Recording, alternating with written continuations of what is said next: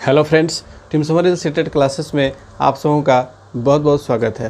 Friends, आज के class में हम लोग सीटेट ईवीएस से उन पेड़ पौधों के बारे में जानेंगे जिनसे अक्सर सीटेट में सवाल पूछे जाते रहे हैं। तो ये काफ़ी इम्पोर्टेंट क्लास होने वाला है और जितने भी प्रमुख पेड़ पौधे हैं जिनसे सवाल पूछे जाते रहे हैं सीटेट में, उन सभी को मैंने शॉर्टलिस्ट किया है और उन सब के ऊपर आज क्लास होगा।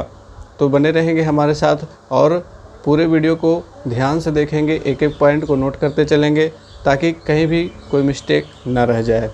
तो चलिए बढ़ते हैं क्लास की ओर और देखते हैं उन पेड़ पौधों के बारे में जिनसे सवाल पूछे जाते रहे हैं। तो सबसे पहले रूटीन हमारा देख लें और यदि चैनल पर नए हैं तो सब्सक्राइब कर लें ताकि आप लोगों को ज़्यादा से ज़्यादा क्लासेस का बेनिफिट मिल सके। इस क्लास में आप उन पेड़ पौधों के बारे में सीखेंगे जिनसे सीटेट में अक्सर सवाल पूछे जाते रहे हैं। और आज हम जिन पेड़ पौधों के बारे में चर्चा करने जा रहे हैं वे हैं खेजड़ी, ओक, शहतूत, बरगद, घटपर्णी जिसे निपेंथिस भी कहते हैं, और कैक्टस। तो इन सारे पेड़ पौधों के बारे में आज हम लोग डिस्कशन करेंगे। तो आइए बढ़ते हैं पहले पौधे की ओर और पहला जो वृक्ष है वो है खेजड़ी का वृक्ष। जी हाँ, खेजड़ी का वृक्ष जो है ये काफ़ी इम्पोर्टेंट है और इससे बराबर सवाल पूछे जाते रहे हैं। खेजड़ी वृक्ष को शमी का वृक्ष भी कहा जाता है। याद रखेंगे कि खेजड़ी के वृक्ष को शमी का वृक्ष भी कहा जाता है और ये काफ़ी इम्पोर्टेंट पौधा है, पेड़ है, और यह एक मरुस्थलीय वृक्ष है। ठीक है, और मुख्य रूप से यह राजस्थान के थार मरुस्थल में पाया जाता है। इससे भी सवाल पूछे जाते रहे कि खेजड़ी वृक्ष कहाँ पाया जाता है। क्योंकि वृक्ष से जो सवाल होते हैं उनमें 3-4 कथन दिए हुए रहते हैं और आपको उनमें से सिलेक्ट करना होता है कि कौन कौन से कथन इस वृक्ष के संबंध में सही हैं या फिर नहीं हैं। तो पहला पॉइंट ये जानेंगे कि खेजड़ी वृक्ष को शमी वृक्ष के नाम से भी जाना जाता है। यह एक मरुस्थलीय वृक्ष है जो मुख्य रूप से थार के मरुस्थल एवं अन्य स्थानों में पाया जाता है। संयुक्त अरब अमीरात में इसे घफ के नाम से जाना जाता है। क्या? घफ। ठीक है, अंग्रेजी में इसे प्रोसोपिस सिनेरिया के नाम से जाना जाता है। प्रोसोपिस सिनेरिया के नाम से जाना जाता है। वहीं इसके व्यापारिक नाम की बात करें तो इसका व्यापारिक नाम कांडी है। ठीक है, व्यापारिक नाम कांडी है। खेजड़ी का पेड़ जेठ के महीने में भी हरा भरा रहता है। जेठ यानी कि जो सबसे ज़्यादा गर्मी का मौसम होता है, मई जून के महीने में भी यह बिल्कुल हरा भरा रहता है और एक तरह से कहें कि यह मरुस्थल के लोगों के लिए एक वरदान वृक्ष है। इसका जो फूल आप देख रहे हो स्क्रीन पे, यह फूल मिंजर कहलाता है। क्या कहलाता है? मिंजर कहलाता है। इसके फल जो इस प्रकार से होते हैं, इसके फल को शांगरी कहते हैं और इसकी सब्जी बनाई जाती है। यह फल जो है सूखने पर खोखा कहलाता है। सूखने पर यह खोखा कहलाता है और इसका इस्तेमाल सूखे मेवे के रूप में होता है। जिस प्रकार से छुहाड़े, किशमिश, काजू इत्यादि सूखे मेवे होते हैं, उसी प्रकार से खेजड़ी के फल सूख जाने पर सूखे मेवे के रूप में इस्तेमाल किए जाते हैं। तो खेजड़ी वृक्ष काफ़ी इम्पोर्टेंट वृक्ष है। दशहरे के दिन खेजड़ी वृक्ष की पूजा भी लोग वहाँ के करते हैं। ठीक है, दशहरे के दिन खेजड़ी वृक्ष की पूजा करने की परंपरा रही है। खेजड़ी वृक्ष को पवित्र माना जाता है और इसकी पूजा भी होती है। इसकी लकड़ी काफ़ी मजबूत होती है। इसके जड़ से हल बनाया जाता है और हल का इस्तेमाल खेतों को जोतने में किया जाता है। तो खेजड़ी वृक्ष से संबंधित इतने सारे पॉइंट्स आप लोगों ने देखें और उम्मीद है कि आप लोग इसे नोट भी करते चलेंगे। आप एक बार देख लें कि खेजड़ी वृक्ष के फूल किस प्रकार के होते हैं और काफ़ी सुंदर दिखाई पड़ते हैं। और इधर जो आप लोगों ने फूल देखा वो इस प्रकार के होते हैं जिसे इसके फूल को मिंजर कहते हैं। वहीं इसके जो फल होते हैं जिसकी सब्जी बनाई जाती है इसको सांगरी कहते हैं और यही फल सूख जाने पर मेवे के रूप में इस्तेमाल किया जाता है। तो काफ़ी इम्पोर्टेंट खेजड़ी का वृक्ष है। आप खेजड़ी के वृक्ष का भी चित्र इस प्रकार से जूम करके मैं आपको दिखा रहा हूँ। ये काफ़ी महत्वपूर्ण वृक्ष मरुस्थल के क्षेत्र का है। तो अब बढ़ेंगे दूसरे वृक्ष की ओर और इससे भी काफ़ी इम्पोर्टेंट सवाल पूछे जाते रहे हैं और इसका नाम है ओक वृक्ष। ओक ट्री से काफ़ी ज़्यादा सवाल पूछे जाते रहे हैं सीटेट के एग्जामिनेशन में। आप जब सीटेट के ईवीएस पेपर को पलटोगे तो बहुत ज़्यादा सवाल ओक वृक्ष से मिलेंगे आप लोगों को। तो आप इसके एक एक पॉइंट को नोट करते चलें। यहाँ पे देखें कि ओक वृक्ष के संबंध में कुछ महत्वपूर्ण बातें क्या हैं। तो सबसे पहली बात कि ओक का जो पेड़ है वह कुछ अन्य नामों से भी जाना जाता है, जैसे बांज, बलूत या शाह बलूत के नाम से भी इसे लोग जानते हैं। इसकी ऊंचाई लगभग 4 मीटर होती है, लगभग 4 मीटर तक यह ऊंचा होता है और यह 200 से 300 वर्षों तक जीवित रहता है। काफ़ी लंबे समय तक जीवित रहने वाला वृक्ष है। तो ये काफ़ी इम्पोर्टेंट वृक्ष, ये भी मरुस्थलीय क्षेत्र के लोगों के लिए काफ़ी इम्पोर्टेंट वृक्ष है। इसकी लगभग 400 किस्में ज्ञात हैं, जिनमें कुछ की लकड़ियाँ बहुत मजबूत और सघन रेशे वाली होती हैं, काफ़ी मजबूत। वैसे भी रेगिस्तानी क्षेत्रों में पाए जाने वाले अधिकांश वृक्ष काफ़ी मजबूत प्रकृति के होते हैं, क्योंकि रेगिस्तानी इलाके में एक तो जल की कमी होती है, तो इसीलिए जो भी वृक्ष होते हैं वहाँ काफ़ी मजबूत और घने रेशे वाले होते हैं। इसके संबंध में कुछ और महत्वपूर्ण बातें हैं कि यह मुख्य रूप से ऑस्ट्रेलिया के रेगिस्तानी क्षेत्रों में पाया जाता है। अक्सर कथनों में एक कथन ये रहेगा कि यह वृक्ष ऑस्ट्रेलिया में पाया जाता है, तो याद रखेंगे कि ऑस्ट्रेलिया के रेगिस्तानी क्षेत्रों में यह मुख्य रूप से पाया जाता है। और इस वृक्ष की जो जड़ें होती हैं वो नीचे वृक्ष की ऊंचाई की 30 गुनी अंदर तक जाती हैं। गहराई तक धरती के अंदर जितनी ऊपर ऊंचाई होती है, लगभग 3 से 4 मीटर ऊपर ऊंचाई होती है, तो उसकी 30 गुनी यानी कि 30 या 90 से लेकर के 120 मीटर अंदर तक जाती हैं। इतनी अंदर तक जाती हैं कि जब तक इसे पानी ना मिल जाए, और जल का अवशोषण करती हैं इसकी जड़ें, और इसके तने में जल इकट्ठा रहता है और इसके तने से लोग पाइप लगा करके जल को निकाल करके पीते हैं, जो उन्हें कहीं पानी नहीं मिलता है। इसके तने में देखिए पानी इकट्ठा हो जाता है, जिसे लोग पतली पाइप लगा करके निकाल करके पीते हैं। ओक के फल को बांज के नाम से जाना जाता है।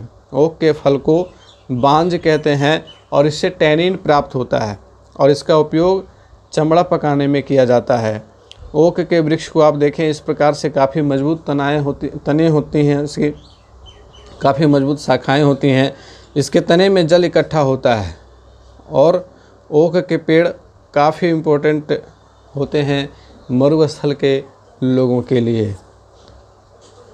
तो अब बढ़ेंगे एक और प्रमुख पेड़ की ओर, जो है सहतूत का पेड़। सहतूत का पेड़ किस लिए जाना जाता है आप लोगों को पता होगा। आप लोगों ने सहतूत के फल खाए भी होंगे, काफ़ी अच्छा लगता है, खट्टा मीठा फल होता है इसका। और सहतूत का पेड़ कीट पालन के लिए, रेशम के कीट पालन के लिए जाना जाता है और इस पर रेशम के कीट पाए जाते हैं, जिससे रेशम प्राप्त होता है। तो सहतूत एक फल है, मुख्य रूप से इसे देखेंगे तो सहतूत एक फल है, ठीक है। इसका पेड़ छोटे से मध्यम आकार का होता है, ये काफ़ी ज़्यादा ऊंचा नहीं होता है, ना ही इसके तने ज़्यादा मोटे होते हैं, पतली पतली शाखाएं होती हैं इसमें, और ये काफ़ी तेज़ी से बढ़ने वाला वृक्ष होता है। इसका जीवन काल कम होता है और इसके पेड़ पर रेशम के कीट पाए जाते हैं। रेशम के कीट को पाला भी जाता है, चूँकि रेशम के कीट सहतूत के फल को काफ़ी पसंद करते हैं, उनकी पत्तियों पर अपना घर बनाते हैं, कोकून बनाते हैं और उसी कोकून से रेशम तैयार किया जाता है। कुछ और इम्पोर्टेंट बातें सहतूत के पेड़ के संबंध में देखेंगे कि भारत में मुख्य रूप से उत्तर प्रदेश, बिहार, झारखंड, मध्य प्रदेश, हरियाणा, पंजाब एवं हिमाचल प्रदेश में इसकी खेती होती है। और बिहार के भागलपुर शहर को सिल्क सिटी के नाम से जाना जाता है। ये भी एक इम्पोर्टेंट पॉइंट है इस संबंध में, क्योंकि रेशम के कीट से रेशम प्राप्त होता है और रेशम उत्पादन में बिहार का भागलपुर काफ़ी प्रसिद्ध है, इसलिए इसे सिल्क सिटी के नाम से भी जाना जाता है। और आप देखोगे सहतूत के फल इस प्रकार के होते हैं, ये जब पक जाते हैं तो ब्लैक कलर के हो जाते हैं, वहीं कच्चा जब रहते हैं तो बिल्कुल ग्रीन कलर के होते हैं। पक जाने पर इनका स्वाद काफ़ी मीठा हो जाता है और हल्का पके हुए रहने पर इनका स्वाद खट्टा मीठा होता है। तो अब सहतूत के पेड़ को हम लोगों ने समझ लिया। अब बढ़ते हैं आगे और एक और इम्पोर्टेंट पेड़ बरगद का पेड़, और बरगद का पेड़ हमारे देश का राष्ट्रीय वृक्ष है। तो इस वृक्ष से हम सभी भली भांति परिचित हैं। कुछ इम्पोर्टेंट पॉइंट्स जान लेते हैं। बरगद बहुवर्षीय विशाल वृक्ष होता है। इसे वट और बड़ वृक्ष भी कहा जाता है। यह बहुवर्षीय होता है, यानी कि लंबे समय तक जिंदा रहने वाला। यह एक स्थलीय द्विबीजपत्री एवं सपुष्पक वृक्ष है। द्विबीजपत्री का तात्पर्य क्या है? इसके जो फल होते हैं उसके 2 भाग होते हैं, ठीक है, द्विबीजपत्री। तो आप साइंस में भी इस चीज़ को पढ़ोगे, द्विबीजपत्री फल क्या होते हैं, द्विबीजपत्री बीज क्या होते हैं। तो जिनमें 2 भाग होते हैं, जैसे चना आप लोगों ने देखा होगा, चने के बीज के 2 भाग होते हैं, तो वो द्विबीजपत्री कहलाता है। वहीं अगर गेहूं की बात करें तो गेहूं का 2 भाग नहीं होता है, तो वो एक बीजपत्री कहलाता है।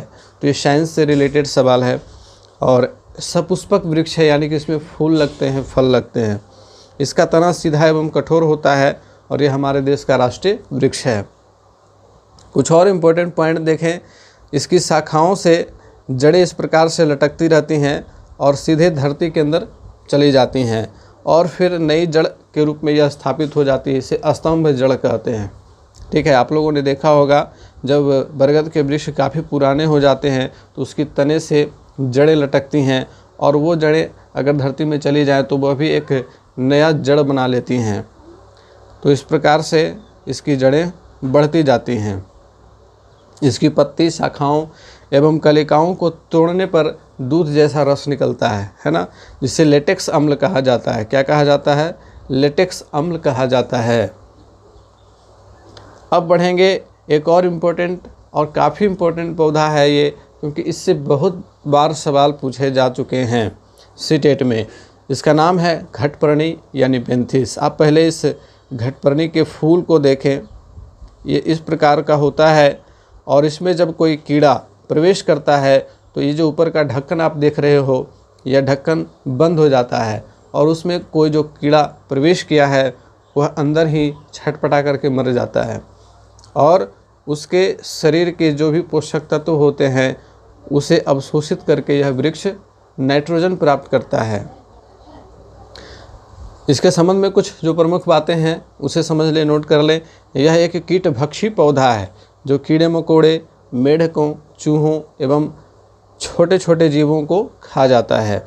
इसका आकार लंबे घड़े जैसा होता है जिस पर पत्तीनुमा ढक्कन होता है। इस पौधे से एक खुशबू निकलती है जिससे आकर्षित होकर कीड़े मकोड़े इसके पास आ जाते हैं।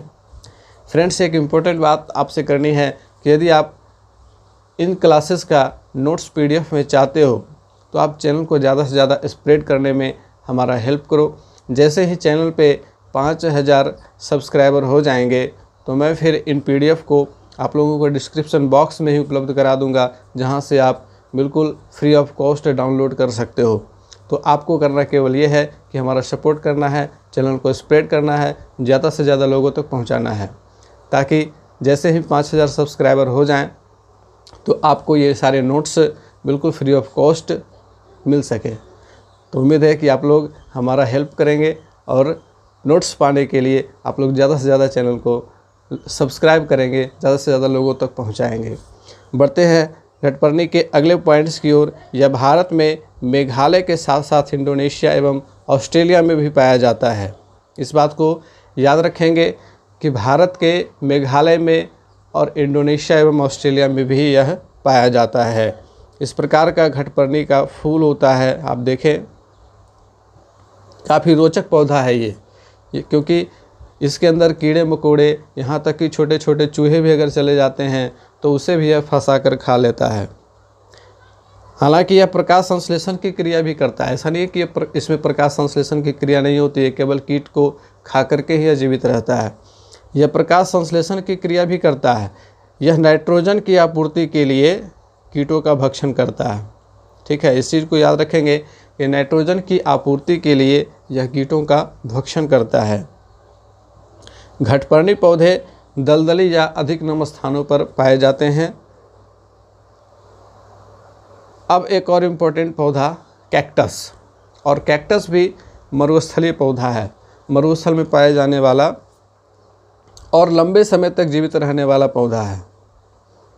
इसकी खास बात यह है कि आप इसके टहनी को या पत्ते को टांग करके भी रख दोगे तो काफ़ी महीने तक यह हरा भरा रहता है।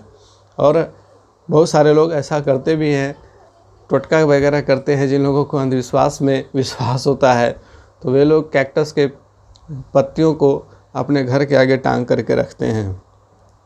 आप देखोगे कैक्टस के कई प्रजातियां होती हैं और इनमें से कुछ प्रजातियों को आप स्क्रीन पर देख रहे हो।